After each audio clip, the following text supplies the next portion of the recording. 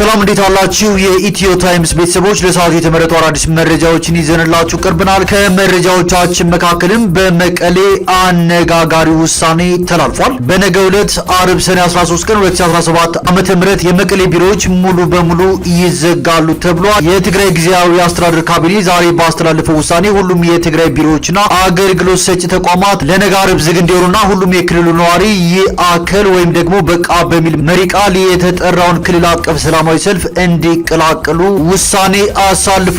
ሰልፉን በተመለከተ የወጡትን መረጃዎች በዜናችን በዝርዝር እናስደምጣቸዋለን። ኢትዮጵያን አስመልክቶ አንድ አስደንጋጭ ሪፖርት ይፋ ተደርጓል። የኑሮ ውድነትን በዓለም ዙሪያ የሚከታተል አንድ ሪፖርት ኢትዮጵያ በኑሮ ውድነት ከአፍሪካ አንደኛ ከዓለም ደግሞ 53ኛ ሀገር እንደሆነች ጠቁሟል። የሪፖርት ውጤቱ እንደሚያሳየው ህዝቡ በተለይ ቋሚ ገቢ ያላቸው ዜጎች መሰረታዊ ፍላጎታቸውን ለማሟላት እየተቸገሩ መሆናቸው የተነገረ ሲሆን በህዝብ ተወካዮች ምክር ቤት የንግድና ቱሪዝም ጉዳዮች ቋሚ ኮሚቴ በነበረው ስብሰባ ላይ በሀገሪቱ የሚስተዋለውን የዋጋ ንረት ለማረጋጋት ተጨማሪ ስራዎች እንደሚያስፈልጉ ተነስቶ እንደነበረም አይዘነጋም። ዝርዝሩን አዘጋጅተናል። የኢትዮጵያ መከላከያ ሰራዊት ከጸጥታ ኃይሎች ጋር በቅንጅት በፈጸማቸው ስኬታማ ተልዕኮች በቀጠናው ሲንቀሳቀሱ የነበሩ መንግስት በሽብር የፈረጀውና ሸኔ ብሎ የሚጠራው ቡድን ከፍተኛ አመራሮችና በርካታ ታጣቂዎች እጅ እንዲሰጡና ወደ ሰላም አማራጭ እንዲመለሱ መደረጉ ተገልጿል። ሰራዊቱ በበጀት ዓመቱ ከጸጥታ ኃይሎች ጋር ከምን ጊዜውም በላይ ትኩረት ሰጥቶ በመስራቱ በቀጠናው ሲንቀሳቀስ በነበረው በዚህ ቡድን ላይ ዘርፈ ብዙ ድል መመዝገቡም ተነግሯል። ሌላኛው መረጃችን ነው። የኢራን የበላይ መሪ ከእንግዲህ እንዲኖሩ ሊፈቀድላቸው አይገባም ሲል የእስራኤል መከላከያ ሚኒስቴር አሳውቋል። እስራኤል በመቶዎች የሚቆጠሩ የኢራንን የሚሳኤል ማስወንጨፊያ መምታቷና ኢራን ደግሞ ሚሳኤል የማስወንጨፍ አቅሟ በግማሽ እንደተራከመ የተመላከተ ሲሆን ጠቅላይ ሚኒስትር ኔታንያሁ ጥቃቱ ሲያበቃ ኢራን ኒውክሌርና ባሊስቲክ ሚሳኤል አይኖራትም ሲሉ ተናግረዋል። ኢራንና እስራኤልን አስመልክቶ የወጡትን አዲስ መረጃዎችም ጠቅለል አድርገን በዜናችን በዝርዝር እናስደምጣቸዋለን። በምዕራብ ጎጃም ዞን ቁጭ ከተማ ላይ ሰፍሮ ከነበረው የአገዛዙ ኃይል መካከል 8 ወታደሮች ብሬንና ስናይፐርን ጨምሮ ሙሉ ትጥቃቸውን እንደያዙ ፋኖን መቀላቀላቸው ተሰምቷል። በቡሬ ዳሞት ብርጌድ ከአባይና መርከብ ሻለቃ በተወጣጣ ኃይል በምክትል ወታደራዊ አዛዥ መሪነት በኮማንዶ ይበልጣል የተመራ ውጊያ መደረጉና ሸዋ ቀጠና 7 ክፍለ ጦር የመንግስት ኃይል ከአጣዬ ከተማ በመነሳት ካራ ደጎማ ቀበሌ ፈራጅ ጎጥ ላይ ሲጓዝ ቀድሞ ደፈጣ በመያዝ ማጥቃታቸውም ተሰምቷል። መረጃውን በዜናችን በዝርዝር እናስደምጣቸዋለን። ከነዚህ መረጃዎች በተጨማሪ የኢራን ከፍተኛ አመራሮች ኢራንን ለቀው ወደ ኦማን እንደገቡ መሰማቱ፣ የአሜሪካ የአፍሪካ እዝ ወይም አፍሪኮም አዛዥ ጄኔራል ሚካኤል ላንግሌ ሶማሊላንድ መግባታቸውን እንዲሁም ከአዲስ አበባ መዳረሻውን መቀሌ ባደረገ የኢትዮጵያ አየር መንገድ ደህንነትን አደጋ ላይ ለመጣል ተንቀሳቅሰዋል በሚል ለእስር የተዳረጉ ቲክቶከሮች የዋስትና ጥያቄ ላይ ተለዋጭ ቀጠሮ መሰጠቱንና ሌሎችን በዝርዝር የምንመለከታቸው መረጃዎች አካተናል። ቻናላችንን ሰብስክራይብ በማድረግ የደወል ምልክቷን በመጫንና መረጃውም ለብዙዎች እንዲዳረስ ላይክ በማድረግ እስከ መጨረሻው አብራችሁን ቆዩ።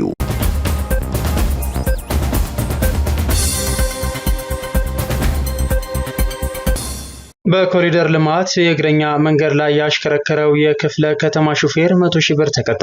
በአዲስ አበባ ከተማ አቃቂ ቃሊቲ ክፍለ ከተማ በእግረኞች መንገድ ላይ በኮድ 4 ተሽከርካሪ ሲሄድ የተገኘ አንድ ተሽከርካሪ 100,000 ብር መቀጣቱ ተሰምቷል። የግለሰብ ህብረተሰቡ የሰጠውን ጥቆማ ተከትሎ በአዲስ አበባ ከተማ ደንብ ማስከበር ባለስልጣን ከፌዴራል ፖሊስ ሲቲዝን ኢንጌጅመንት እና ከአዲስ አበባ ትራፊክ ፖሊስ ጋር በመተባበር በቁጥጥር ስር ውሎ ነው ቅጣቱ የተላለፈበት። ጉዳዩን ይበልጥ አስገራሚ ያደረገው ደግሞ ተሽከርካሪው የመንግስት ኮድ 4 የሆነ የአቃቂ ቃሊቲ ክፍለ ከተማ የህብረተሰብ ተሳትፎና በጎ ፈቃድ ማስተባበሪያ ጽሕፈት ቤት መሆኑ ነው።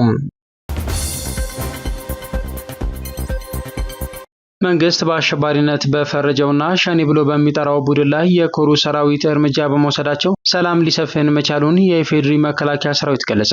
የኮሩ ሰራዊት ከጸጥታ ኃይሎች ጋር በቅንጅት በፈጸማቸው ስኬታማ ተልዕኮች በቀጠናው ሲንቀሳቀሱ የነበሩ የቡድኑ ከፍተኛ አመራሮችና በርካታ ታጣቂዎች እጅ እንዲሰጡና ወደ ሰላም አማራጭ እንዲመለሱ መደረጉ ተገልጿል። የደቡብ እዝ ኮር አመራሮች ከምስራቅ ጉጂና ከምስራቅ ቦረና ዞን አስተዳደር እንዲሁም ከጸጥታ ዘርፍ ኃላፊዎች ጋር ሰራዊቱ በ2017 በጀት ዓመት ከጸጥታ ኃይሎች ጋር በጥምረት በፈጸማቸው ግዳጆችና ባስመዘገባቸው ድሎች ዙሪያ መክረዋል። የኮሩ ዋና አዛዥ ኮሎኔል ግርማ አየለ በምክክሩ ማጠቃለያ ላይ ሰራዊቱ በበጀት ዓመቱ ከጸጥታ ኃይሎች ጋር ከምንጊዜውም በላይ ትኩረት ሰጥቶ በመስራቱ በቀጠናው ሲንቀሳቀስ በነበረው መንግስት በአሸባሪነት በፈረጀውና ሸኔ ብሎ በሚጠራው ቡድን ላይ ዘርፈ ብዙ ድል ተመዝግቧል ብለዋል። ሰራዊቱ የፈጸማቸውን ስኬታማ ተልዕኮች ተከትሎ ሸኔ ለህዝቡ ስጋት ወደማይሆንበት ደረጃ መድረሱን ያስገነዘቡት ዋና አዛዡ የቡድኑ ከፍተኛ አመራር የነበሩት ጃልቦና በሪና ዳዋ ገናሌን ጨምሮ በርካታ ታጣቂዎቹ እጅ እንዲሰጡና ወደ ሰላም አማራጭ እንዲመጡ በማድረግ ሰራዊቱ ታሪካዊ ጀግንነት የፈጸመበት ጊዜ መሆኑን አብራርተዋል። የምስራቅ ቦረና ዞን ዋና አስተዳዳሪ አቶ አብዱረዛቅ ሁሴን በበኩላቸው የዞኑ ህዝብና መንግስት ሰራዊቱ ለአካባቢው ዘላቂ ሰላምና ለህዝቡ አንድነት የከፈለ ዋጋ ትልቅ ክብር እንዳለው ገልጸው የዞኑ አስተዳደር በአካባቢው የሰፈነውን ሰላም ለማጽናት ከሰራዊቱ ጋር በትኩረት ይሰራል ብለዋል። ኢትዮጵያ የብሪክስ ባንክን ለመቀላቀል በምታደርገው ጥረት የተባበሩት አረብ ኤሚሬቶችን ሙያዊ እገዛ ጠየቀች። ጥያቄው የቀረበው በተባበሩት አረብ ኤሚሬቶች የኢትዮጵያ አምባሳደር ኡመር ሁሴን ከሀገሪቱ የማዕከላዊ ባንክ ገዥ ካሊድ መሐመድ ጋር በተወያዩበት ወቅት ነው። ኢትዮጵያ የብሪክስ ባንክ አባል ለመሆን ባቀረበችው ጥያቄ የተገኘው ድጋፍ እንዲፋጠንና በሁለቱ ሀገራት መካከል ያለውን የባንክ ዘርፍ ግንኙነት የበለጠ ማጠናከር በሚቻልበት ዙሪያ ተወያይተዋል። ኢትዮጵያ የፋይናንስ ዘርፉን ክፍት ማድረጓና መንግስት እየወሰዳቸው ያሉ እርምጃዎች አዲሱ ልማት ባንክ ካነገበው የመሰረተ ልማትና ቀጣይነት ያለው ልማት ዓላማ ጋር በቀጥታ የሚዛመድ መሆኑን ገልጸዋል። ኢትዮጵያ የባንኩ አባል ለመሆን በይፋ ጥያቄዋን አቅርባ ከአባል ሀገራቱ የፖለቲካ ድጋፍ እንዳገኘች በዩኤኢ የኢትዮጵያ ኤምባሲ አስታውቋል።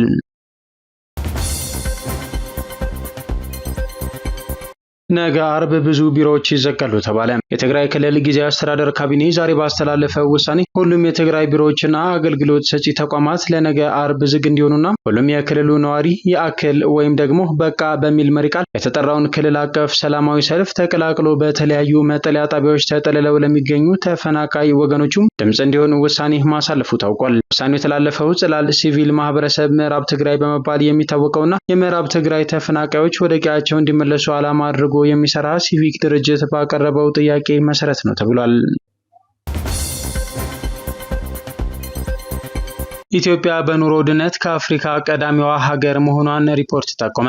የኑሮ ውድነትን በዓለም ዙሪያ የሚከታተል አንድ ሪፖርት ኢትዮጵያ በኑሮ ውድነት በአፍሪካ አንደኛ ከዓለም ደግሞ 53ኛ ሀገር እንደሆነች ጠቆመ።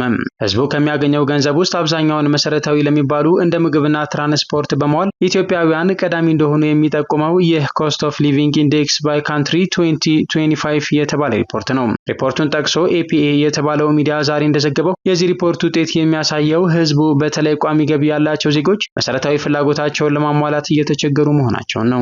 በሪፖርቱ ከአፍሪካ ቦትስዋና፣ ሞዛምቢክ፣ አይቮሪ ኮስት እና ሶማሊያ ቀጣይ እስከ 5 ያለውን ደረጃ ይዘዋል።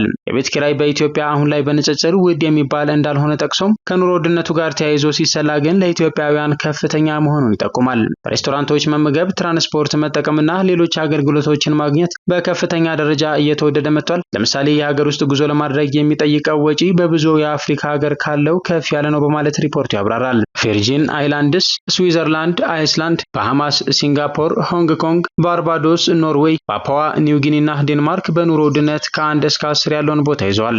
በዛሬው ዕለት በህዝብ ተወካዮች ምክር ቤት የንግድና ቱሪዝም ጉዳዮች ቋሚ ኮሚቴ በነበረው አንድ ስብሰባ ላይ በአገሪቱ የሚስተዋለውን የዋጋ ንረት ለማረጋጋት ተጨማሪ ስራዎች እንደሚያስፈልጉ ተነስቶ ነበር። የቋሚ ኮሚቴው ሰብሳቢ ወይዘሮ አይሻ የህያ የፍጆታ ዕቃዎች አቅርቦትና ስርጭትን በማረጋገጥና ህገወጥ የዋጋ ንረትን በመቆጣጠር ማህበረሰቡ ላይ የሚደርስ የኑሮ ውድነት ጫናን በመቀነስ የንግድ ስርዓቱን እየተሳለጠ ለማድረግ ተጨማሪ ስራዎች እንደሚያስፈልጉ ተናግረው ነበር። መንግስት በቅርቡ ያደረገው የኢኮኖሚ ሪፎርምን ተከትሎ የብር የመግዛት አቅም መዳከሙና ይህ ያስከተለው የኑሮ ውድነት ከፍተኛ እንደሆነ መረጃዎች ይጠቁማሉ። በምዕራብ ጎጃም ዞን ጉዝ ከተማ ላይ ሰፍሮ ከነበረው የአገዛዙ ኃይል መካከል 8 ወታደሮች ብሬንና ስናይፐርን ጨምሮ ሙሉ ትጥቃቸውን እንደያዙ ፋኖን ተቀላቀሉ ተባለ። የአማራ ፋኖ ብሔራዊ ኃይል በጎጃም ቀጠና በሚያካሄደው ስቦ የማስከዳት ስራ የአገዛዙ ወታደሮች የተቀላቀሉት 5ኛ ክፍለ ጦር ስር የሚገኘው ቡሬ ዳሞት ብርጌድ ነው ተብሏል። ወታደሮቹ 1 ብሬን፣ 1 ስናይፐርና 6 ክላሽንኮቭ መሳሪያ ይዘው ነው ፋኖን የተቀላቀሉት። በተያያዘ መረጃ ዛሬ ሰኔ 12 ቀን 2017 ዓ.ም በቡሬ ዳሞት ብርጌድ ከአባይና መርከብ ሻለቃ በተውጣጣ ኃይል በመከተል ወታደራዊ አዛዡ መሪነት በኮማንዶ ይበልጣል የተመራ ውጊያ መደረጉ ተሰምቷል። በዚህ ውጊያ ከወደ ፋኖ በኩል ምንም አይነት ጉዳት አልደረሰም የተባለ ሲሆን ከመንግስት ኃይል ግን በርካታ ወታደሮች ሙትና ቁስለኛ መደረጋቸው ተነግሯል። ከአዲስ አበባ መዳረሻውን መቀሌ ባደረገ የኢትዮጵያ አየር መንገድ ደህንነትን አደጋ ላይ ለመጣል ተንቀሳቅሰዋል በሚል ለእስር የተዳረጉት እነ ጆን ዳንኤል የዋስትና ጥያቄ ላይ ተለዋጭ ቀጠሮ ተሰጠ። በከፍተኛ ፍርድ ቤትና በጠቅላይ ፍርድ ቤት በዋስ ወጥተን ክሳችንን በውጭ ሆነን እንከታተል የሚል ጥያቄ ያቀረቡት እነ ጆን ዳንኤል ጥያቄያቸው ከዚህ ቀደም በሁለቱም ፍርድ ቤቶች ተቀባይነት ባለማግኘቱ ለሰበር ሰሚ ችሎት ቅሬታ አቅርበው መታየት ጀምሮ በትናንትናው ዕለት ጠዋት የሰበር ሰሚ ችሎት ቀጠሮ ሰጥቷቸው ነበር። ይሁን እንጂ በ5 ዳኞች መዝገቡን የሚመለከተው ፍርድ ቤቱ በትናንቱ ውሎ ዳኞች ባለመሟላታቸው ጉዳዩን ማየት እንዳልቻለና ለሰኔ 15 ቀን ተለዋጭ ቀጠሮ እንደሰጣቸው ለማወቅ ተችሏል። ዮሐንስ ዳንኤል፣ ጆን ዳንኤል፣ አማኑኤል መውጫ፣ ናትናኤል ወንዶሰን፣ ኤልያስ ድሪባ፣ የዲዲያ ነጻነትና እሌኒ ክንፈ የተባሉ 6 ተከሳሾች የኢትዮጵያ አየር መንገድ ደህንነትን አደጋ ላይ ለመጣል ተንቀሳቅሰዋል በሚል የቀረበባቸው ክስ ላይ የወንጀል ድርጊት እንዳልፈጸሙና ጥፋተኛም እንዳልሆኑ ከዚህ ቀደም ለችሎት መናገራቸው ይታወቃል። ከነዚህ ተከሳሾች ውስጥ የዲዲያ ነጻነትና እሌኒ ክንፈ የተባሉ ተከሳሾች በዋስ መለቀቃቸውም አይዘነጋም።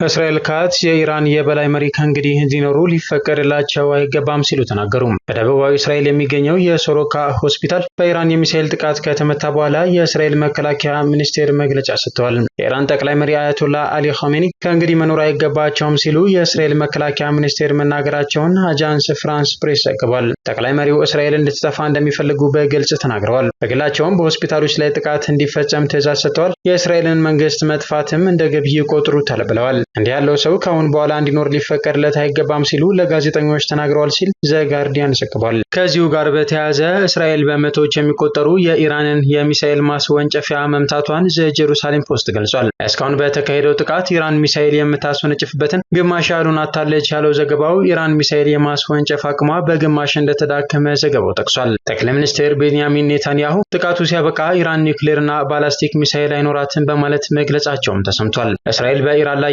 የምታካሄደው ዘመቻ ሲጠናቀቅ ለህልውናዋ ስጋት የሚሆን የጦር መሳሪያ በኢራን እጅ ላይ አይኖርም ሲሉ ጠቅላይ ሚኒስትር ቤንያሚን ኔታንያሁ ተናግረዋል። ጠቅላይ ሚኒስትሩ እስራኤል እየፈጸመችው ባለው ጥቃት ከኢራን በኩል ያሉ የኒውክሌር ስጋቶችን ታስወግዳለች ብለዋል። ዛሬ ማለዳ ላይ በኢራን ሚሳኤል የተመታውን ሶሮካ ሆስፒታልን በጎበኙበት ወቅት የተልዕኮ ሲያበቃ ለእስራኤል ስጋት የሚሆኑ የኒውክሌር ስጋቶች እንዲሁም የባላስቲክ ሚሳኤል ስጋቶች በሙሉ አይኖሩም በማለት ኔታንያሁ ለጋዜጠኞች ተናግረዋል። ኔታንያሁ ጨምረውም እስራኤል በኢራን ላይ ባለፉት 7 ቀናት በፈጸመቻቸው ጥቃቶች የኒውክሌር ፕሮግራሟ እጅጉን እንደተጎዳ አመልክተዋል። የኢራን ጠቅላይ መሪ አያቶላህ አሊ ኻሜኒ በእስራኤል ጥቃት ኢላማ ሊደረጉ እንደሚችሉ ተጠይቀው ጠቅላይ ሚኒስትሩ በሰጡት ምላሽም ማንም ከኢላማችን ውጭ አይሆንም ብለዋል። ከአሜሪካ ጋር ጠንካራ ግንኙነት እንዳላቸውና ከዶናልድ ትራምፕ ጋር ያላቸው ወዳጅነትም ድንቅ መሆኑን የገለጹት ኔታንያሁ ከፕሬዚዳንት ትራምፕ ጋር ከሞላ ጎደል በየዕለቱ እንደሚወያዩ ተናግረዋል። በኢራን ግጭት የአሜሪካ ጣልቃ መግባት ግን አጠቃላይ ሁኔታውን እንደሚያባብስ ሩሲያ አስጠንቅቃለች።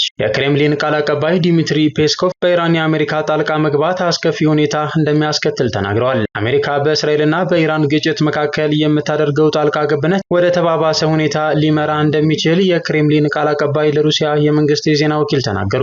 በግጭቱ ሩሲያና አሜሪካ የተለያዩ ወገኖችን እየደገፉ ነው። የአሜሪካው ፕሬዚደንት ዶናልድ ትራምፕ ኢራን ያለምንም ቅድመ ሁኔታ እጇን እንድትሰጥ ከመፈለጋቸው በተጨማሪ ጥቃት ለመፈጸም እያጤኑ ቢሆንም ሞስኮ ግን ቴህራንን እንደ አጋሯ ነው የምታያት። በዚህ ዓመት መጀመሪያ ላይ ቭላዲሚር ፑቲን ከኢራን አቻቸው መሱድ ፔዜሽኪያን ጋር የስትራቴጂክ አጋርነት ስምምነት ተፈራርመዋል። ከስምምነታቸው ውስጥ አንቀጽ 1 የመከላከያና የደህንነት ትብብራቸውን ለማሳደግ ፍላጎት እንዳላቸው ያስረዳል። ኢራንም ለሩሲያ ሻሂድ ድሮኖችን አቅርባለች። እነዚህ ድሮኖች በሩሲያና በዩክሬን ጦርነት ውስጥ ወሳኝ ሚናን ተጫውተዋል። የሩሲያ የውጭ ጉዳይ ሚኒስቴር እስራኤል በኢራን ላይ የፈጸመችውን ጥቃት ያወገዘ ሲሆን ረቡዕ ዕለት ምክትል የውጭ ጉዳይ ሚኒስትሩ ሰርጌይ ሪያብኮቭ አሜሪካ ለእስራኤል ወታደራዊ ድጋፍ እንዳታደርግ አስጠንቅቀዋል። ምክትል ሚኒስትሩ የአሜሪካ ጣልቃ መግባት ያለውን አጠቃላይ ሁኔታ ያባብሰዋል ብለዋል። ይህም ሞስኮና ዋሽንግተን በእስራኤልና ኢራን ውዝግብ ውስጥ እንዲገቡ የሚያደርጋቸው ሲሆን ትራምፕ በድጋሚ ፕሬዚዳንት ሆነው ከተመረጡ በኋላ እየተሻሻለ መጥቶ ለነበረው የሩሲያና የአሜሪካ ግንኙነት ትልቅ እንቅፋት ሊሆን ይችላል። ከዚሁ ጋር በተያያዘ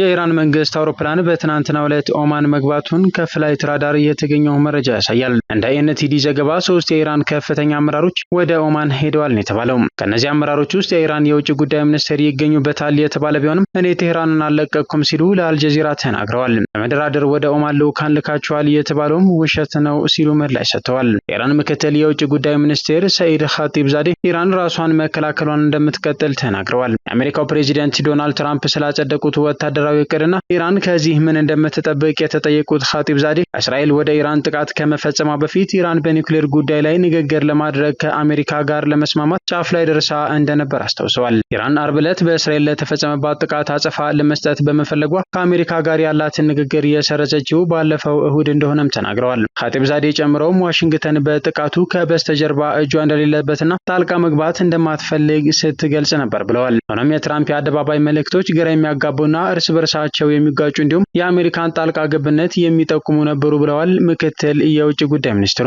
ምክትል የውጭ ጉዳይ ሚኒስትሩ ጦርነቱን ለማብቃት ምን አማራጭ እንዳለም ጥያቄ ቀርቦላቸው ነበር። ኢራን በመቶዎች የሚቆጠሩ ሰላማዊ ሰዎች የተገደሉበት ጥቃት ከተፈጸመባት በኋላ ራሷን እየተከላከለች ነው ሲሉ ምላሽ ሰጥተዋል። ጨምረውም እስራኤል ዲፕሎማሲያዊ ጥረት እየተደረገ ባለበት ወቅትም የኢራንን ከፍተኛ የጦር አዛዦች መግደሏን ጠቅሰዋል። ራሳችንን እየተከላከልን ነው፣ አጥቂዎች ሌላ አገርን ማጥቃት እንደማይችሉ እስኪገባቸው ድረስ ራሳችንን መከላከላችንን እንቀጥላለን ብለዋል። የአሜሪካ የአፍሪካ እዝ አፍሪኮም አዛዥ ጄኔራል ሚካኤል ላንግሌ ሶማሊላንድ መግባታቸው ተሰማ። በአሜሪካው አምባሳደር ሪቻርድ ራይሊ የተመራው ልዑክ የአሜሪካ የአፍሪካ እዝ አፍሪኮም አዛዥ ጄኔራል ሚካኤል ላንግሌን ጨምሮ ከፍተኛ የአሜሪካ ወታደራዊ ባለስልጣናትና ታዋቂ ዲፕሎማቶችን ያካተተ ነው። የሶማሊላንድ ፕሬዚዳንት ቃል አቀባይ ሁሴን አዳን ሲጌም በሶማሊኛ ቋንቋ ያጋሩት መረጃ እንደሚያመለክተው ከአሜሪካ መንግስት የተላከው የልዑካን ቡድኑ በሶማሊላንድ በሚያካሂደው የስራ ጉብኝት የደህንነትና ወታደራዊ ስምምነቶችን ማድረግ ዋነኛ ዓላማው ነው ተብሏል። ሁለቱም ወገኖች ለሁለቱም ሀገራት ልዩ ጠቀሜታ ስላላቸው ውጤታማ ጉዳዮች በተለይም የጸጥታና የመከላከያ ትብብርን ማጠናከር ላይ የተወያዩ ሲሆን የአሜሪካ ልዑክ የሶማሊላንድ ሪፐብሊክ ጉብኝት ሶማሊላንድ በሁለቱ ሀገራት መካከል በመከላከያም ጸጥታ፣ ንግድና መሰል ዘርፎች ያለውን ትብብር ለማጠናከር ያላትን ቁርጠኝነት ያሳያል ተብሏል። የሶማሊላንድ መንግስት የአሜሪካ ልዑክ ስትራቴጂካዊ ወደብ ከተማ የሆነችውን በርበራን ለመጎብኘት ያቀረበውን ጥያቄ በደስታ ይቀበላል ያለ ሲሆን ጉብኝቱ የአሜሪካ መንግስት በቀጠናው ያለውን መረጋጋት ለማስቀጠል ቁርጠኛ በመሆኑ የጸጥታና የመከላከያ አቅምን ለማጠንከር እንዲሁም አስፈላጊ የሆኑትን የመሰረተ ልማት ጥራቶች ለመገምገም ያግዛልም ተብሏል።